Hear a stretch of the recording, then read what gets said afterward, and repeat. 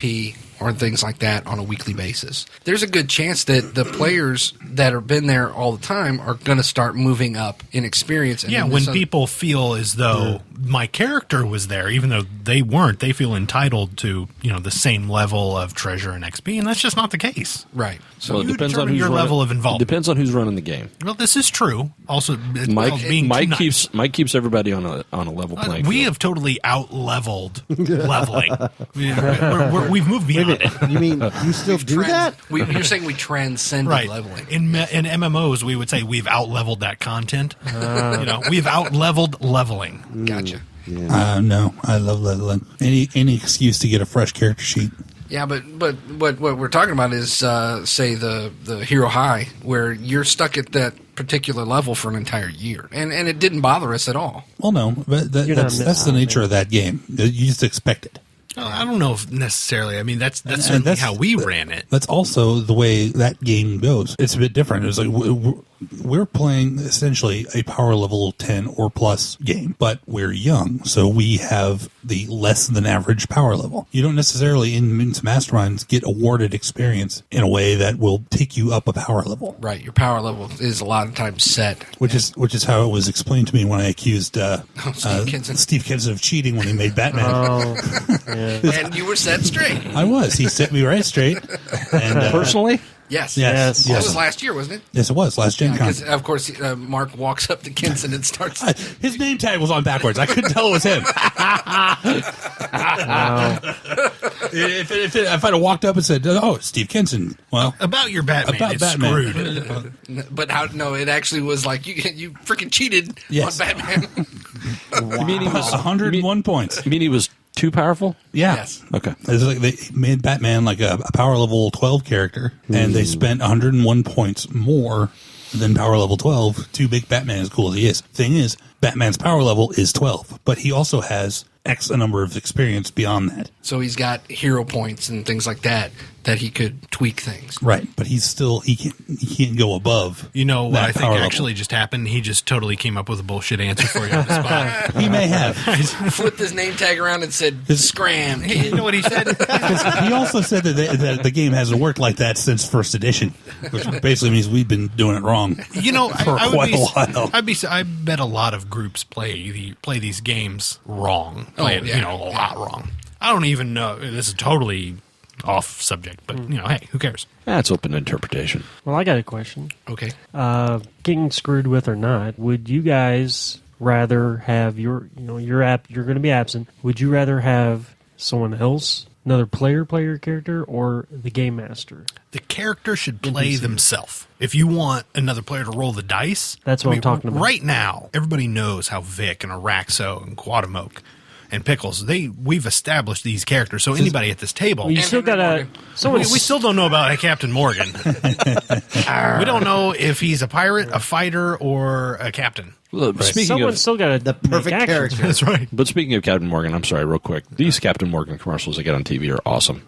Every time I see one, I think of Sean. Oh, so, I'm sorry. They don't. I bought a bottle of Captain Morgan the other day. They don't rival the most interesting man in the world. Yeah, or I like the Jameson ones too. Though. Yeah, those Jameson are cool. are good. Those are good. There's this Jamaican apple cider that I get. Oh. It tastes like you're drinking apple pie. Sounds yummy. So I made a Boilermaker with this stuff and a shot of Captain Morgan spiced. I made pineapple upside down cake shots last night. They're awesome. Yes. Boilermaker with Captain Morgan's and Dos Equis. You would explode. With too much cool? There's just too much suave. It's like dropping Mentos in a Coke.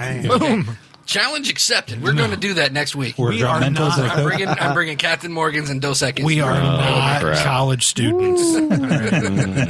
I'm too old for that. So we're going to half-ass record and then not play.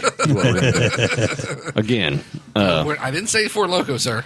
Yeah. I distinctly remember, and I don't know what group it was, but somebody chugging someone else's soda when they were gone. Was that this group? That's bad form, but... That is bad form. That's way bad form. Anybody touches my food or beverage, they get me ready to fight. I don't remember who it was. This may have happened at my game shop. I remember one night. This happening. I remember one night accidentally drinking. I mean, Mike and I were sitting right next to each other. We both had basically the same size cup. The difference is Mike's would have lasted for days. Right. Right, and I think I pretty well drained Mike's cup before he got a drop of it, and then I was kind of like, oh, what? Oh. Oops, sorry. It's totally unrelated, but it reminds me of the time Dave looked up after eating like all of an extra value meal, and it was Mike's. I believe that was mine, he said. And Dave had already eaten all of his and all of Mike's. Wow. How would you not know that? Whoops. I just Someone was ate hungrier than the other. 2 cheeseburgers. Didn't know it. Wow. That's What were being we- too distracted. That is being too straight Little or bit. very hungry. All right, so messing with absent gamers, you don't. This is it's usually something that happens at a table, like a home setting table, maybe a game group at a gaming store or something like that. You never see that kind of stuff at a convention. Maybe we should do that. Like somebody at a con gets up Yeah. to go to the bathroom Totally and do like a yes. punk. Man. Gaming punked. there is a plan. First of all, I think anybody sitting down at our table with us is brave enough. We don't need to mess with them too. As it often happens when we do sit down to play at a con, we make up most of a group. We might be 4 or 5 of the 6 or 7 or 8 or however many usually players. 6. Right. Yeah. That are sitting at the table. How funny would it be? I mean, it'd have to be a really Act like crappy we don't game. know each other, and then one person get up and start messing with their character and stuff, or even better, like at a break, we all just get up and leave. and don't come back. And don't come back. I think that's just being an asshole. There's nothing jovial about that. No, Poor little schmuck. That's the kind of joke you play on your friend who's running a game. No, you leave. One person stays behind just so they can tell the story of. Oh what yeah, happened. that would be good. That would be good. I don't know what happened to those Where do those guys. other chodes go? You act like you don't know them, and then they all leave, and then it's just you and the one guy. Be on the lookout, Gen Con. We are coming. 2012. Well, this is going to end poorly. The only instance I can think of somebody messing with me when I was gone is like the first Monday that I've missed in like 6 years. We're playing Eric's game. Oh yes. Eric's Microbrew, as it's been named. That's right. Microbrew. I'm glad you all are on board with And this, by the way. It's a much better term. I like It is that. much better. I like it. 3 or 4 sessions ahead of time, my dwarf fighter had killed a slave owner who was forcing his 2 dwarven slaves to perform sexual acts for his enjoyment. You guys got problems, by the way. Yeah. So yeah, I straight up murdered the dude and walked away. Unfortunately, he was a card-carrying member of the Blacksmiths Guild. Right. Like 4 sessions later, I missed the game. Mike dimes me to the cops. That's great. That's Awesome. But So I come back and I got to make a new guy. all justified in character business. Right. Yes, that's right. I dined out the Brewers once, or the Brewsters. Do what? I dined out the Brewsters once. They were constantly in jail anyway, so it didn't matter. Yeah. No, this was for the one campaign for the Brewsters started with us in prison. We were in prison for like 8 sessions. No, this was for like the last worst thing that you guys did, killing. Oh, is that when we burned down that entire Yes, town? I dined you guys out. That town had it coming. Well, just saying. That town. Yeah, that's right. She was wearing a short skirt. What? It was her fault. That is horrible. Hey, man, we got off the boat. They tried to press gang us into their navy, and we just lit the place on fire. I believe that's right. We just kind of went, well, this is what you get for trying to press gang us. Mike, I blame you for letting these things happen. It was an evil campaign. Obviously. You're awful quiet over there, Mike. What do you think about this subject? Any memorable Evil ones? campaigns? No, messing with- memorable things that have occurred or things that you thought, oh, God, please don't do that. Messing with absent people or... A lot. Yeah, I'm all for it. More times than not, I think that, it depends on the person that's absent. I mean, there's been plenty of times where Sean's been absent from a game and we turned his character into an NPC and then just kept him as an NPC until the next time he came. Well, I guess what you're trying to say is, Eric, it's popular to do it to me because you know it's going to get a rise out of me and I'm going to get mad. Is that what you're trying to say? Yes. Well, it's not hard.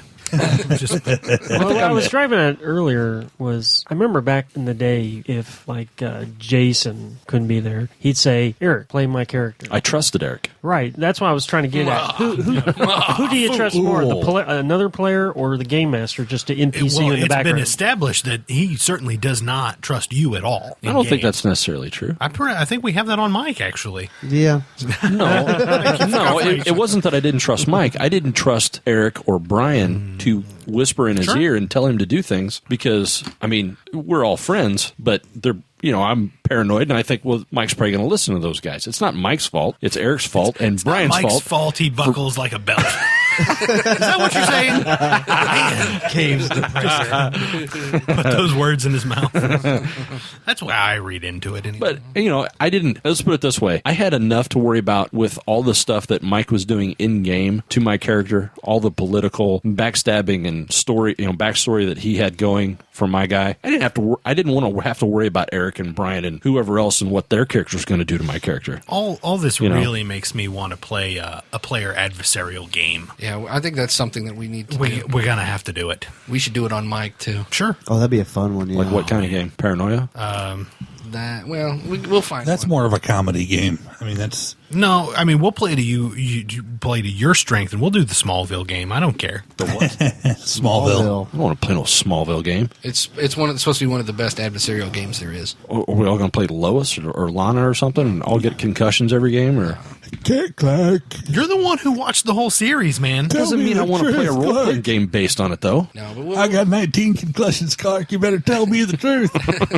can't lift It my was arms. way more than 19. Lucky had a leverage. I'm just talking about season 1. Yeah, Leverage is a role-playing game, but you have to play set characters. We'll find one. something. Yeah, we'll find something. What the hell is- We should just live play a game of Illuminati, man. What's adversarial about Smallville? It's all It's about the mechanic that they yeah. designed for the game. If you have bonds with people, strong bonds. Some bonds are stronger than others, and depending on how you're bonded with these people determines what you roll. So if I'm trying to do something against Mark, and Mark is your brother, you have a stronger bond. So then you do something to me, you get more dice because your bond with Mark is stronger. I see. That kind of thing. It's out there. I haven't gone over the complete rules, but it's out there. But we'll find something adversarial. Like I said, we could even do Cthulhu and make it adversarial. Oh, absolutely. All right. Well, thanks for joining us, and we'll see you guys next week. Bye. I didn't do it, Dan. I didn't say nothing. You got a spy versus spy type game. I don't have to run faster than the tentacled monster. I just have to run faster than you. It's okay. I'm going to put all my running. From here on out, our game's runner. Mark always plays a sprinter. Follow us on Twitter. We're at Gamers Table. Like us on Facebook. Listen to us on iTunes. Or on Stitcher. Got a question you want read during the show? Send us an email at feedback@gamerstable.com or leave us a voicemail at 559-546-1231. Check out some other great shows affiliated with us at rpgcrosstalk.webs.com. You have been listening to Gamers Table, registered trademark Side Tangent Productions. Visit us at gamerstable.com. Products and intellectual properties discussed during this podcast are the properties of their respective owners. This production is for entertainment purposes only. Any commercial broadcast is prohibited without written consent from Side Tangent Productions.